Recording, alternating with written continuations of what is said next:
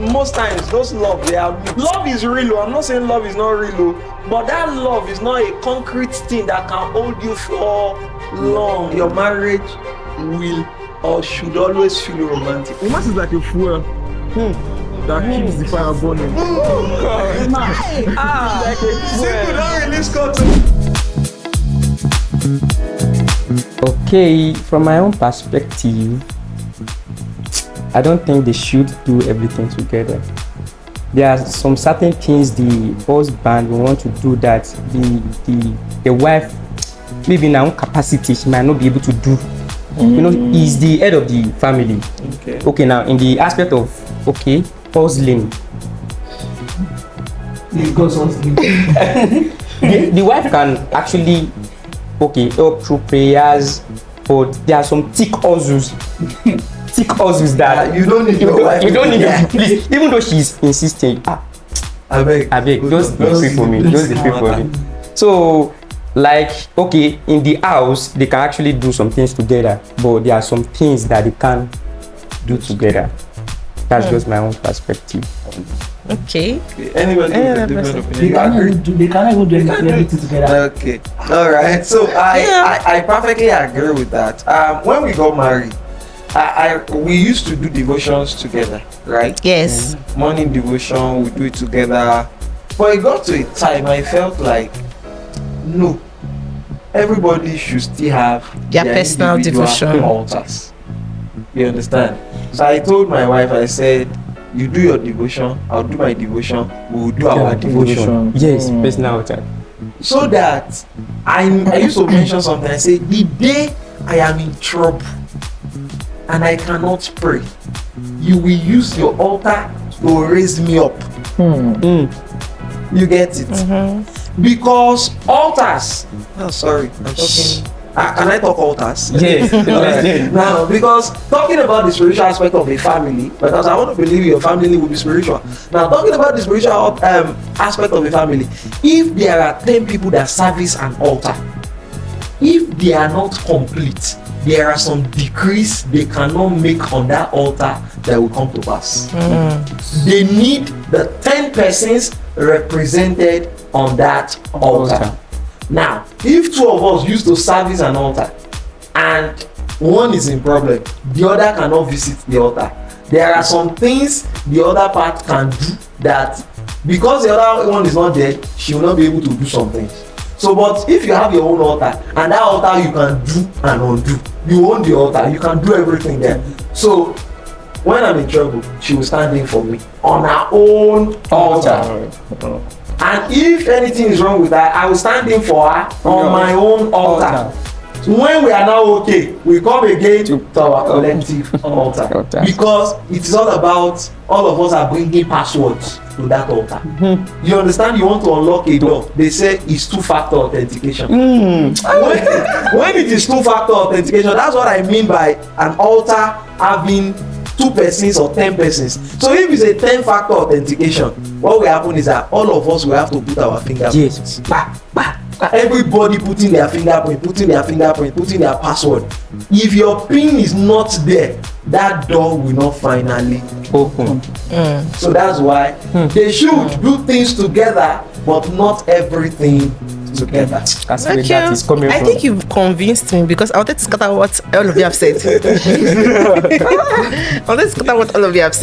Because I feel that even with the example that you gave about hustling, I wanted to say that you are still doing it together. Even if the other person is not at the forefront of things, the fact that the person is carrying the weight emotionally, I'll go back to the issue of labor room. You say I like it too much. The man is not the one experiencing the pain. The man is not the one pushing out the baby, but his emotion has carried that whole process. Exactly. So there's this weight that is on everybody that makes me feel you are doing it together. Hey, no, we're talking about that's why I said that you have convinced me. Because I wanted to say that. That's why I said you have convinced me.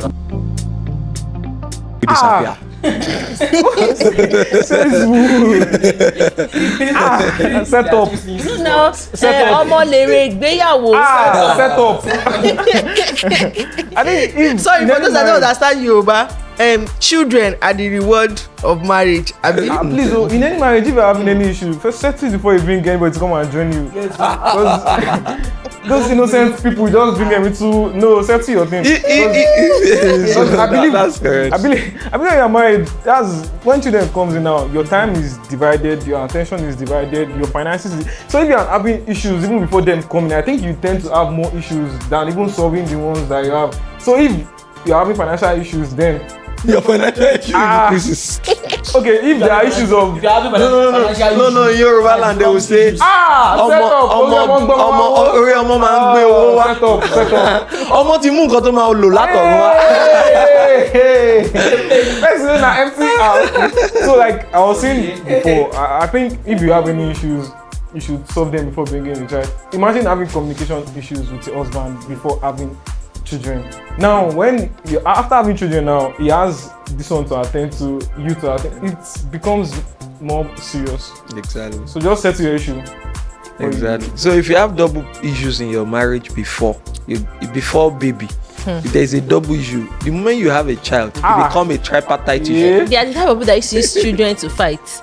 Go and meet your daddy. Go and meet your daddy. Go and meet your mommy. I'm a victim to that. I think those things create mindsets in children that are not healthy. They cause personality problems because you are confusing the child. The child does not know who to listen to. He does not even know who to follow. And over time, as the child grows up, he picks a side. Exactly. You see families that are divided. See, marriages that are breaking off today, I can tell you categorically that they started from their parents' house. Their parents might be together, like they can still be together, but the children that created mindsets that that's just unconsciously caused some kind of issues in their mind. So, like everyone have said, I think that if you have a problem before a child, your children just help you and add salt to the pepper, to the injury, because children comes with new challenges. You have to stretch. In fact, that's the time you have issues, because you people have opinions on how to raise the child. You people have opinion on what to do. Someone is feeling like, especially the first few weeks the child come, it's very, very challenging, especially for first time parents. Someone is feeling like you're not doing enough. That person is feeling like, what else do you want me to do? So if you're having issues before then, you can scatter that marriage. The issue will increase. I think with time, as time goes on in a marriage, both parties become more occupied. Now you have lesser time for intimacy. Now if there's a child, now the time you guys have to like spend together to experience such intimacy will surely reduce. Now you have other challenges too. We have issues with finances, we have issues with academic goals, we have issues with career success. So the more you grow, you hardly fight to get that time you have when you started. So if care is not taken, you might actually lose That intimacy. Yeah. Okay. That's from when? Let's hear from James. Mr. James. Okay, from my own perspective, to 80% I agree with you, because as time goes on, these things might reduce. Thinking of lot of works on your decks, thinking about even from the family of the all these your siblings from your own side, Responsibilities. responsibilities. Like, okay, this is your last one, called you today. Okay, the first one. One came to visit you and stay in your house. Exactly. So, sir, all these things will actually. Okay. I agree with what you have said. It's actually reduced with time. You see, that is why we see now what so many people after marriage, they will say, I don't want to bring anybody into my house. Maybe for the next 1 year. Some even say more than 1 year.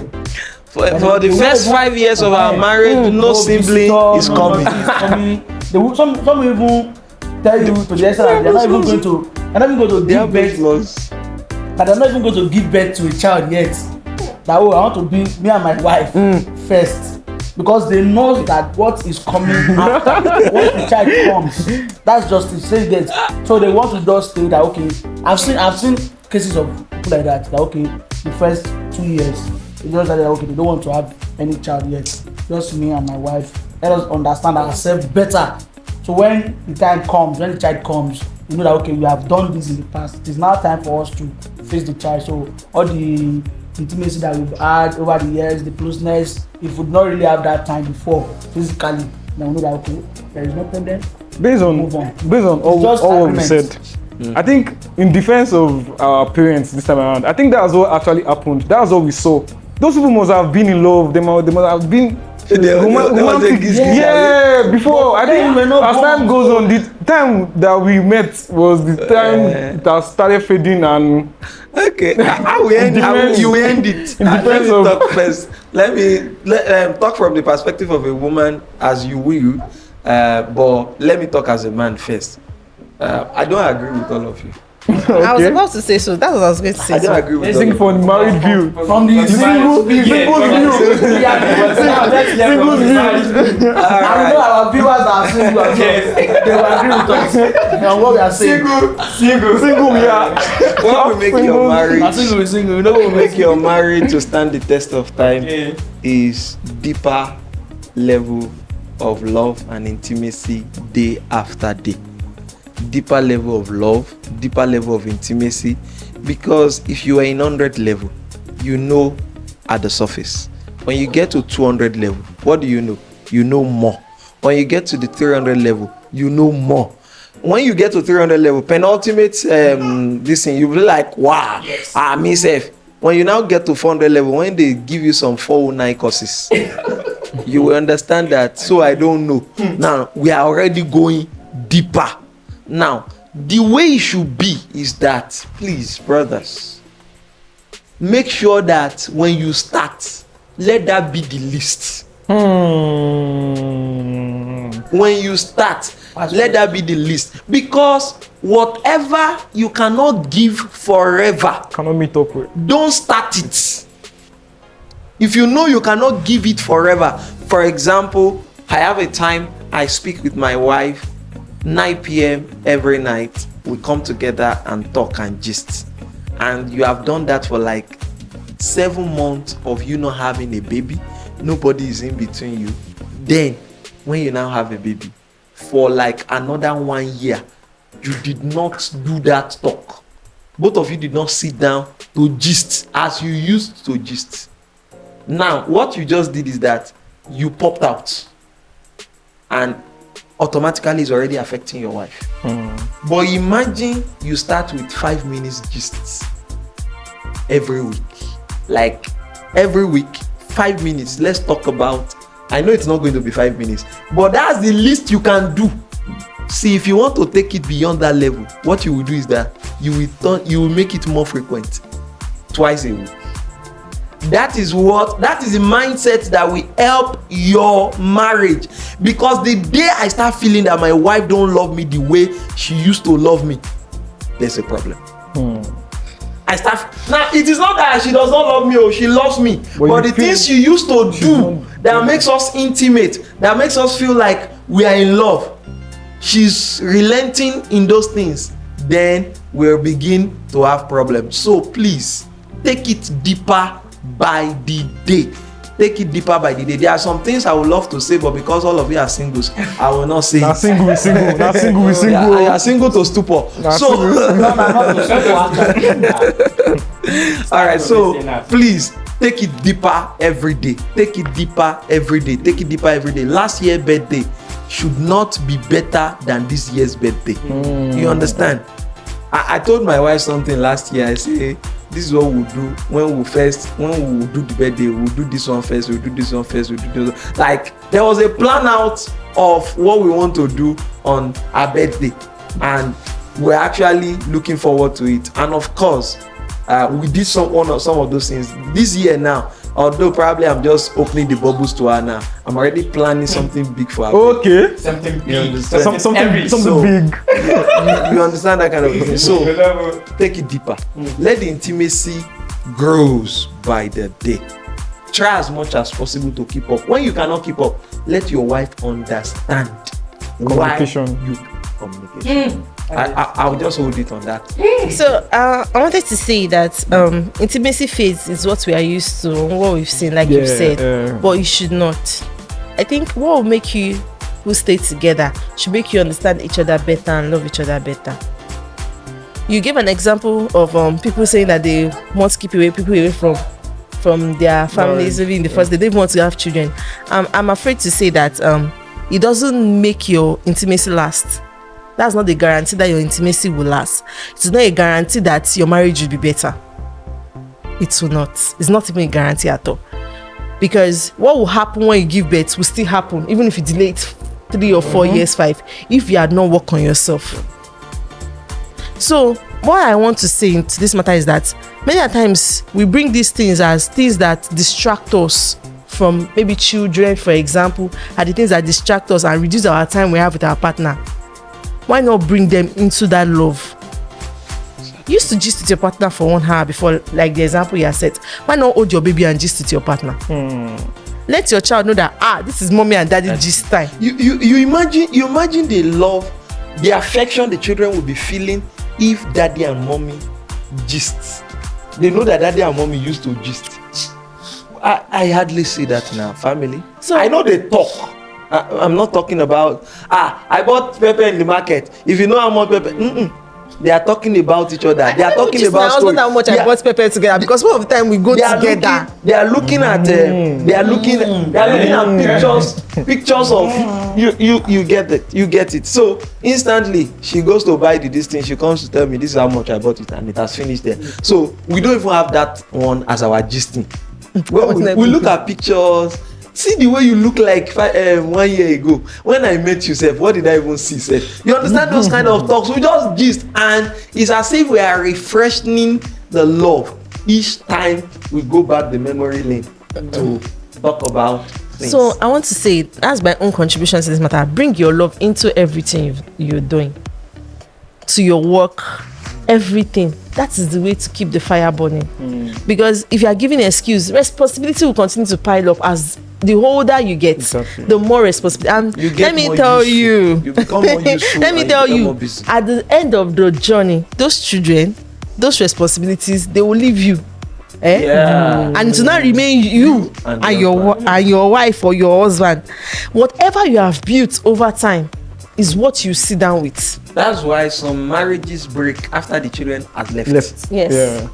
I think that's more common. So because they were held together by something before the children came. Now when the children came, they turned children to cement. Their cement relationship or their marriage. Now children, by fire by force, they remove themselves. I don't know, say cement they come out. So when cement that is used to hold the house together removes, what happens? The house will crumble. So that's why children should not even be put in the middle. Children should be put at the side. At the side. Put them at the side. So that your 1 minute break at work, that your call your wife. Send a text message if you cannot call. That means you are carrying the love about with you, and that is the only way it can work. So in my opinion, it should not fade, and it should not. Just the way God's love for us does not fade. Even when you are busy, God is still there waiting for you. Is it okay for a man to cry in front of his wife? Yes. Should couples consult each other before making major decisions? Yes. Can married couples still have close friends of the opposite sex? No. Is it okay to go to bed angry? No. Can marriage be successful without trust? No, it can never be successful without trust. Because if you don't trust your wife, if she's telling you anything, or even your husband, you don't trust your husband and he's telling you anything, that trust will not make you believe what he or she is telling you at every point in time, because you have this mindset of, is she telling me the truth or not? Like, you are always in doubt about what he or she is telling you. Even if it is for good, you still be in doubt. If he or she is telling you that, well, I have this plan for us, want to do this, you still be in doubt as if she's just saying it, he's just saying it, it's not something he can do. So when there is no trust, marriage can never be successful. Is it okay for a man to cry in front of his wife? No. Okay. Should couples consult each other before making major decisions? Yes. Is it okay to go to bed angry? No. Can marriage be successful without trust? No. Can married couples still have close friends of the opposite sex? Yes, they should be. They should at least still have friends like opposite sex. Okay, now from the perspective of the wife, you should still at least keep your friends, since there is trust and understanding from the both parties. Like you can make it clear between yourself. Okay, my wife will. Can I? These are my babes. This one my babes. Oh, these were my friends. Which Friends are actually let you spend, not babe. So I think there should be benefits of doubt. You should add, okay, I trust my wife. I know she can go extra miles to do what I don't expect her to do. When there's love and you actually trust your wife and you understand your wife and your wives understand exactly. So to me, Your opinion is exactly. To say something. Is it okay for a man to cry in front of his wife? Yeah.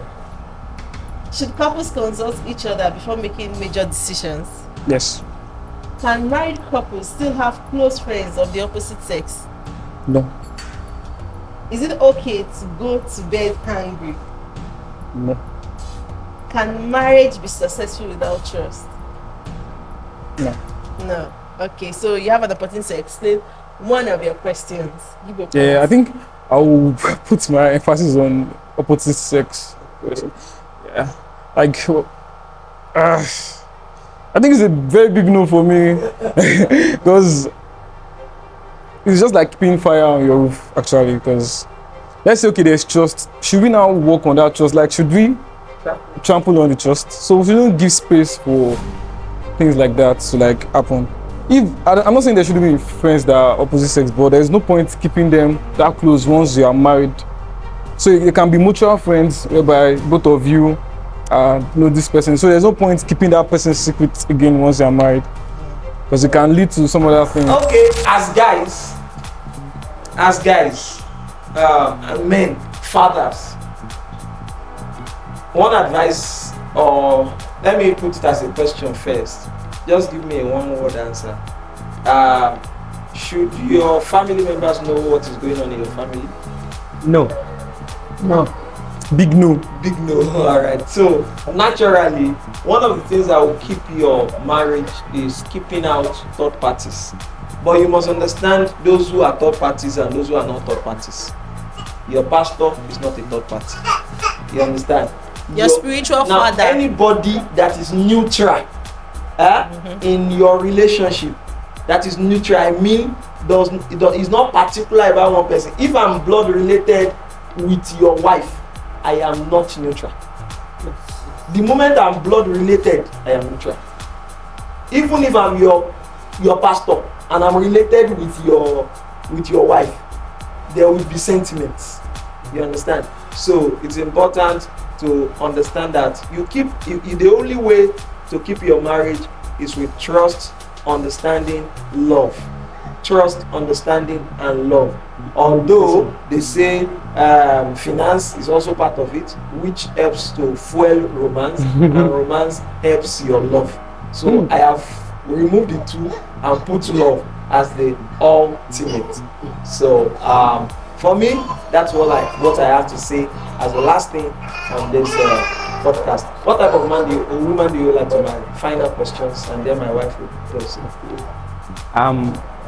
First and foremost, a godly sister. A godly sister. God-fearing, God-fearing.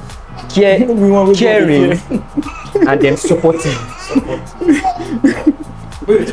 What type of woman do you want to marry? Okay, God-fearing and visionary, someone that will work together with me in my own vision, and someone that is also industrious, and at the same time we gotta find like The Oh beauty God, must oh my be God. the beauty must be sparkling. you I kidding get that me? one, oh God, oh my God. Alright, what about Okay, kind of one I want someone that is God fearing. Nobody gonna make God they fear.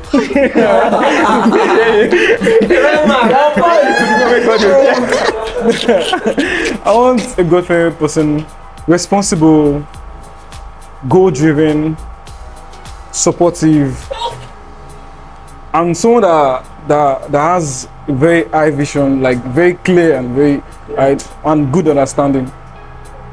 Alright, that's beautiful. Nice one.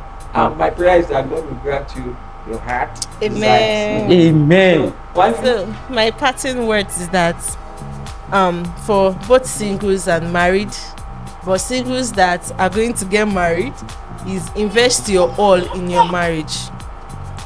Give it your best shot.